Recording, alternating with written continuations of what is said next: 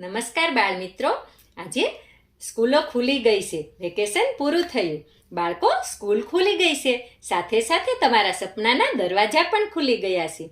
નવા કપડાં, નવી બેગ, નવી ડાયરી સાથે જોડાય છે નવી આશા, નવા સપના અને એક નવો અવસર.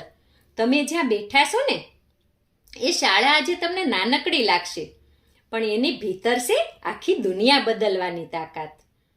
આજે ભણવાનું બોરિંગ લાગતું હશે, કદાચ તમને નહીં પણ ગમતું હોય, તો પણ મિત્રો યાદ રાખજો, ભણતર એ બોજો નહીં પણ ભવિષ્યનું ભંડોળ છે. કલમ તમારા હાથમાં છે. આજે જે તમે લખશો ને એ આવતીકાલે તમારું નામ વાંચશે.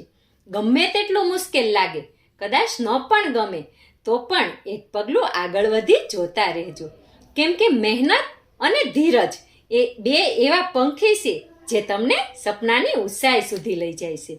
તમારા મા બાપની આશા, ગુરુજનોના આશીર્વાદ અને તમારો સંકલ્પ એ જ 3 શસ્ત્રો છે જેને કારણે તમે દુનિયા જીતશો. દરેક દિવસ ભણવાની એક નવી તક છે, દરેક પાનું એક નવું ભવિષ્ય રચે છે. જે બાળક આજે શિક્ષકની સામે બેઠો છે ને એ જ આવતીકાલે દુનિયાને શીખવી શકશે. આજે તમે શાળામાં જઈ શકો છો એ તમારા જીવનનું સૌથી મોટું સૌભાગ્ય છે, કારણ કે દુનિયામાં ઘણા એવા બાળકો છે જેમણે શાળા જોઈ પણ નથી.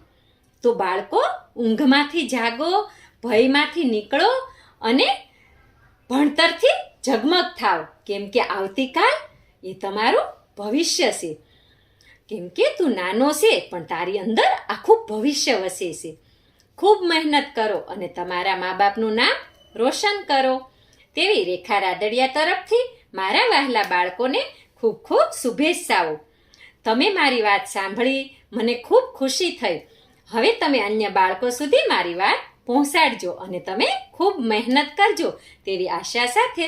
જય માતાજી.